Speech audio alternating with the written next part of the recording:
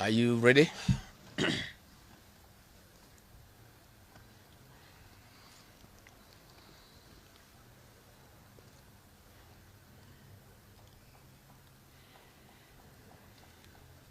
Uko tayari?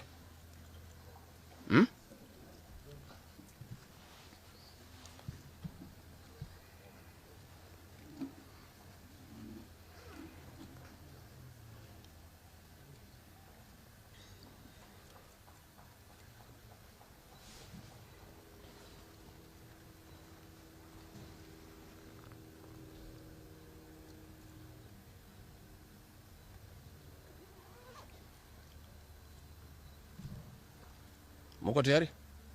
Thank you. Dear Kenyans, you are all aware of the political developments in our country. We are standing at a point of economic, political, and social nosedive as a nation. As a country, we, the people of Kenya, are being treated by William Ruto as less Kenyans at any given moment. Driven by the resolve for a better Kenya and patriotism, I have heard a call from the people of Kenya to speak into the matters that are of concern to them and all of us for our common good. On the 7th of July 2025, during the 35th anniversary of Saba Saba, Kenyans from all walks of life led by Gen Zs, unarmed and peaceful, went to the streets. This is not the first demonstration that has happened in Kenya this year where lives have been lost and property destroyed. Unbeknown to these peaceful demonstrators, the tired regime of Ruto had a well-organized state-sponsored militia in cohort with the police and other state security agencies to maim, kill and destroy property and blame it on the Kikuyu community and specific leaders who are perceived unfriendly to this killer regime. This targeted profiling of the Kikuyu community and destruction of their specific business is an economic sabotage not new to the narrative of William Ruto. On the 30th day, these state-sponsored militia, under instructions and guidance from the police, were dropped in different places in the country, and mostly in the Mount Kenya region and other regions not perceived friendly to the government. They were strategically dropped past midnight, and then roadblocks were placed by the police while others was dropped early in the morning. The militia were procured by Ruto, governors and MPs allied to him. These regions include Nairobi, Kiambu, Kajiado, Kisii, Nyeri, Murang'a, Kiambu, Kirinyaga, Meru, Nyandarua, Kajiado, Kitengela, Ongata-Rongai, Machakos, Embu, and in Wote. They had clear instructions to loot and destroy specific properties under police supervision. A killer squad of 101 that works under the Director General of the National Intelligence Service, Nuruddin Haji, was armed with assault rifles and drove in a convoy of unmarked Subarus, shooting and killing innocent protesters aimlessly in the streets and estates. This squad in Subarus, hooded and masked against court orders, are disguising themselves as DCI's officers, yet we know they are not.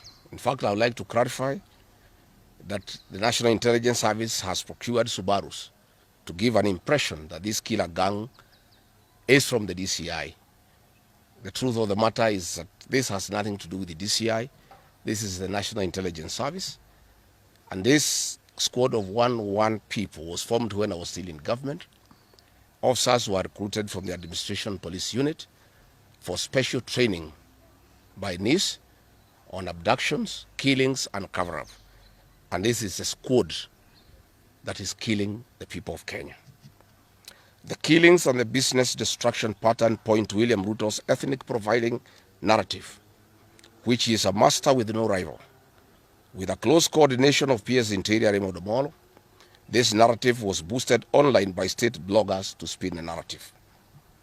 The Cabinet Secretary Kipchumba Murkomen's public to shoot to kill order, coupled with assurances to police officers that the government will not cooperate with the investigators in police conduct has emboldened security forces. Police officers are now on record threatening citizens who are in their homes, boasting of their license to kill, acting with a confidence that can only come from the highest echelons of power. Mr. Murkomen's admission that these are not just instructions from him but orders from above removes any ambiguity about where responsibility lies. It will be recalled that in the run-up to the 2007 general election and its aftermath, the narrative of 41 against 1 was a masterpiece of William Ruto. The target was profiling Kikuyus against the rest of the country. To a large extent, he succeeded, and every Kenyan knows what happened, and it is also fresh in his mind of the ICC ordeal still hanging on the neck of William Ruto today. We remind William Ruto that his ICC cases are not yet over. They have been posed after witnesses disappeared, and what he is pretending over are crimes under the Rome Statute. It is clear history is repeating itself, and the architect William Ruto is back on the deck. He is hell-bent to finish his unfinished business with the people of Mount Kenya, destroy their businesses and make them black sheep of Kenya. Despite this horrible experience, the people of Mount Kenya voted William Ruto to a man in 2022 general elections against the advice of President Uhuru Kenyatta, whom Mr. Ruto had branded as a drunkard and a useless leader. Today, the people of Kenya, and especially the Mount Kenya region, feel sorry that they did not heed to the advice of Uhuru Kenyatta. These state-sponsored militia were key in touching of various parts of the country with ease of police assistance to prefer terrorism charges on specific people from the Mount Kenya region. So far, about 50 young people are in courts in trumped-up charges of terrorism in scenarios of state-managed crimes by the state. Again, this is a clear onslaught on the Kikuyu nation. A case in point, when a police station in Mawego in Homa Bay County was torched, the suspects for that particular crime have been charged with arson. But when a police station is alleged to have been torched in Kiambu, suspects from the Kikuyu nation are charged with terrorism charges. This is serious ethnic profiling. Last night, in Juja and Kirinyaga, these state-sponsored militia invaded various businesses. Luckily, in Kirinyaga, after Wananchi went to Sagana police station and they refused to act, saying they had orders from above not to interfere, the people organized themselves and repulsed the militia. Mr. Ruto's ethnic profiling has led to the destruction of the foreign properties belonging to the people of Mount Kenya. Maguna supermarkets in Meru, Kahawa West and Murang'a. Nice supermarkets, hotel and petrol station, and nice city in Mwea in Kirinyaga. County supermarkets in Kabati and Kirinyaga. Power Star supermarkets, Quick Mart supermarkets in Eastern Bypass, Shell and Totomin markets in Roiro, Chill Post Hotel in Gong, Boju Shop in Keserian, Homegrown Supermarket among others, and the Family Bank in Kahawa and Roiro. Notably, in Meru, these state-sponsored militia tried to attack Meru Dairy Processing Plant and were repulsed by workers. In Nyeri, they further tried to attack Wakulima Dairy in Mukurweini, and the attack failed.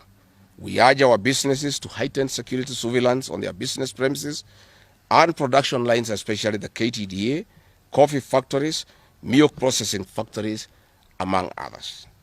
We take note that in Meru, on Sunday the 6th of July, at an event attended by CS Kipchumba Murkomen, the MP for Bori, Mugambire Dikire, indicated that a supermarket would be attacked the following day. As sure as December 25 is Christmas, and true to his word, Maguna supermarket was torched by the state-sponsored militia, which the MP was private to. Why hasn't Mugambire Dikire been arrested? How did he know that a supermarket would be attacked? This is selective justice. The evidence that these militias are state-sponsored is plain for all to see. Videos circulating widely show police officers not merely failing to intervene, but actively transporting armed groups who proceed to unleash destruction with apparent impunity. Uniformed officers have been seen standing guard as these groups rampage. their inaction and a stark contrast to strong statements being made by government. In Nyeri, journalists were attacked by these militias in the presence of the police. It is well documented. This is a clear indicator that Ruto is working with governors and MPs allied to him to destroy businesses owned by the Kikuyu, the Meru, and the Embu, and blame it on people who don't support his administration. This is a tactic that was used by the colonialists with collaborators who searched earth policy and torched buildings and businesses and blamed it on the Mau Mau. This divide and rule tactic will not work, Mr. Ruto. We know that in Meru, they want to use this mayhem to blame Mithika Linturi. In Embu, they have already blamed Mkonji Gitonga. In Kitengela, Iron Gong, they want to target Senator Seki and MP Onesmus Ngogoyo. In Nyeri, they are trying to haunt Honorable Kagusha. And in Kirinyaga, they are targeting Senator Murango. We want to remind President Ruto that it is not the Kikuyus who want him out of office. It is the entire people of Kenya. Kenyans are suffering equally across the country. That is why Kenyans have said, if you, Mr. William Ruto, believe that it is the Kikuyus who want you out, then all Kenyans are Kikuyus. I want to thank the people of Kenya for standing out against this tribal profiling of the Kikuyu. The people of Kenya yesterday did wonderful by saying that the Kikuyus should not be profiled. This morning, I've seen Ruto quivering and wailing in uncontrollable anger. Mr. Ruto, excessive anger is not a solution. I want, with a lot of humility, to advise you to stop being angry. That will not help. You need to know what you need to do because you have not been listening to the people of Kenya. The people of Kenya are more angry than you are. They are angry because you have overtaxed them. There is wanton corruption. There is abductions and extrajudicial killings.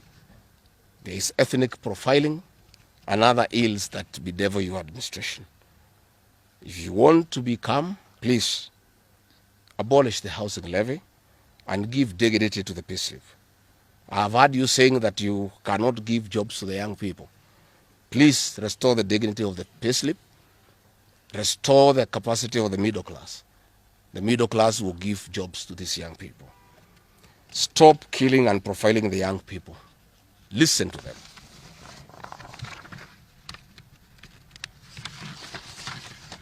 Stop abductions and extrajudicial killings. Abolish, disband the killer squad of 101 officers at Nordin Haji.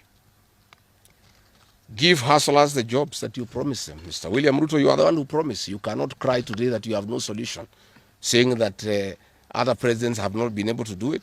You are the one who promised these young people. Stop police brutality. Stop abductions and illegal detentions. Get the hustlers from the bottom of the economic pyramid as you promised. Yes, Mr. President, we agree there were other presidents before you, as you have rightly stated, and true, they never went through what you are experiencing today. May it please you to know that the reason why Kenyans rarely had problems with them, Mwai Kibaki and Uhuru Kenyatta were guided by the Constitution and the rule of law. They did not capture our constitutional institutions to work for them instead of working for Kenyans. They never killed children. They never attempted to build churches in State House. They never organized militias to destroy people's property and kill them. That is why you have a problem. And we also want to remind you that Mwai Kibaki had a difficult time from you, William Ruto. Videos are everywhere. You cannot say that Mwai Kibaki did not face resistance. It's on record that you gave hell to President Kenyatta for 5 years. So it is hypocritical for you to allege that Mwai Kibaki and Uhuru Kenyatta had a very easy time. Most of the problems Mwai Kibaki and Uhuru Kenyatta had came from yourself, and it's on record. We want to advise you that the one-term movement is not getting you out of power outside the Constitution. Mr. President, nobody wants to throw you. Nobody wants to overthrow your government. Nobody wants you out of power through unconstitutional means. Mr. President, I and the people we work with are on record. We want to remove you from State House through the ballot in 2027. This narrative you are creating that there is an attempt to overthrow your government is for you to have the opportunity to use a terrorism act to profile communities and to persecute leaders who are opposed to your administration. Please relax. We want you to serve your one term. Nobody wants you out of government, and constitutionally, nobody has any plan to overthrow your administration, Mr. President. We want to face you on the ballot in August 2027. So just relax and stop crying wolf that anybody wants you out of office unconstitutionally. There is no leader here who is planning a coup, and none has the capacity. And nobody is interested. The leaders in this country, and indeed 95% of the Kenyan population, want to humiliate you at the ballot. They will relish that moment. None of them would want you to go out through any other method, unless, of course, you decided to resign on your own volition. So please stop creating this narrative. This narrative is to enable you to use anti-terrorism law to persecute leaders and to persecute the Kikuyu community. If you speak out online, Mr. President, you want to use the Terrorism Act to harass people. If you dare challenge your administration, you want to use the Terrorism Act to deal with people who are opposed to your administration. My fellow Kenyans, let us not be deceived. William Ruto has stripped away even the pretense of democracy. What we are witnessing is not the rule of law, but the rule of fear. This is not the behavior of a government that serves its people. This is the machinery of outright dictatorship. Finally, I want to announce to the people of Kenya that tonight I will be traveling to the United States of America to talk to the Kenyans in diaspora and the international community about the state of the nation. I would have wanted to stay in the country at this very difficult time when our people are under siege, but I have engagements that I'm not able to postpone. I have been threatened by people close to William Ruto, who called some of my people today, that they will want to stop me from leaving the country. I have no problem. If you want to come and arrest me at the airport, as you are threatening us, you can go ahead. I don't have a problem. You cannot sell fear to us. You know, even if you sold us fear, we cannot buy. You know, and therefore, as I'm out of the country, unless I'm stopped from going, and if I'm stopped from going, I'm still okay. I'll be here because this is my country. We have made sufficient arrangements with other leaders in the united opposition to create a pool of lawyers to come in through for our young people who are being persecuted on trumped-up charges of terrorism. And I want to explain. I have heard the president saying that people have attacked police stations and the law courts. It was all stage managed by the MP for Kikuyu. How do you explain that people can walk into a police station and they are not armed and take over the police station from armed police officers? How do you go to the courts that are guarded by armed police officers and touch them? All these attacks of vital installations were stage managed by William Ruto through Kimani Ichung'wah to create the opportunity to prefer charges against people using the Anti-Terrorism Act. That is the reality. So nobody has attacked any police station. They were all stage managed by government. And what is happening is history is repeating itself. This is exactly what Moi did in the 80s against the Kikuyu community. After the abortive 1982 coup, he used sedition laws and the clandestine Mwakenya movement to profile the community and hold people into court, and they'll be taken by Bernard Chunga after 5 p.m. This is history repeating itself.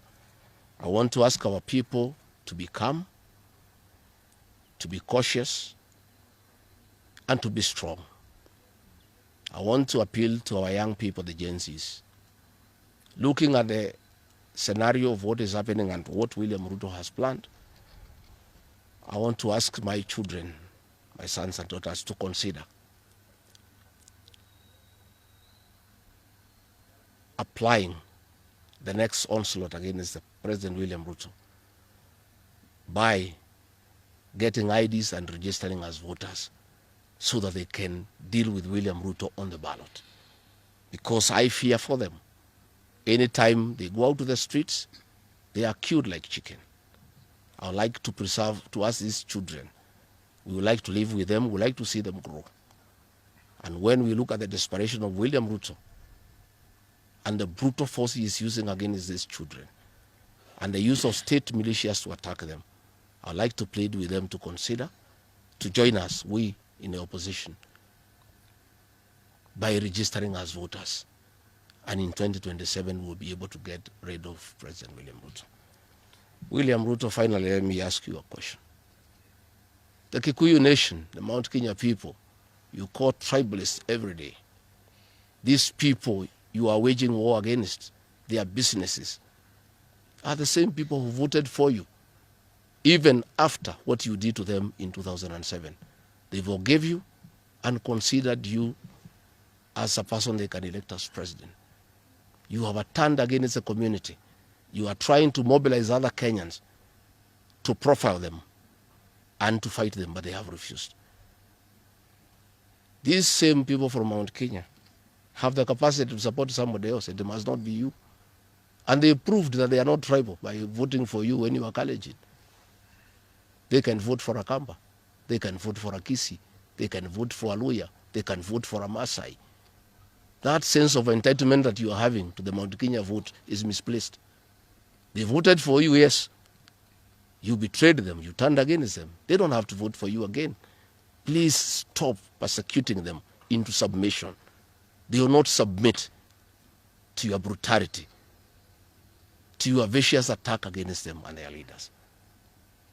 That I want to tell you for free today. I've listened to you talking with a lot of anger, calling them tribalists.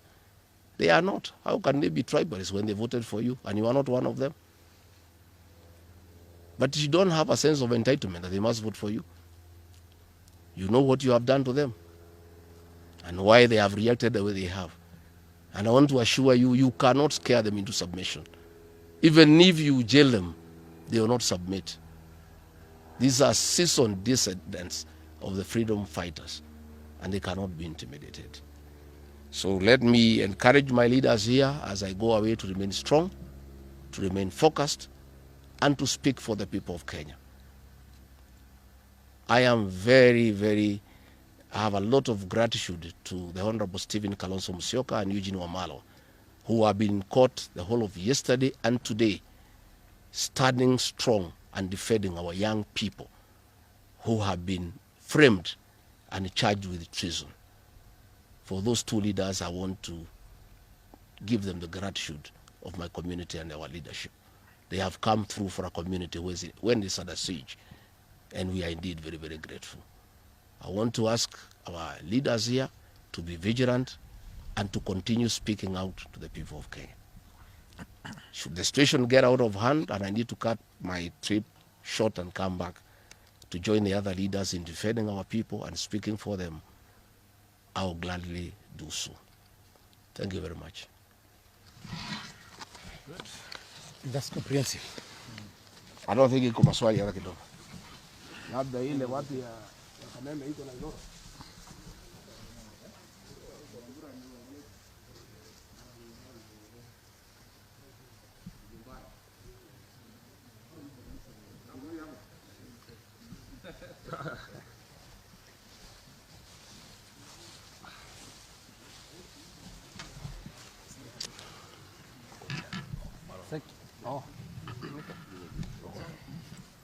Muko tayari wale watu ya Kifaransa?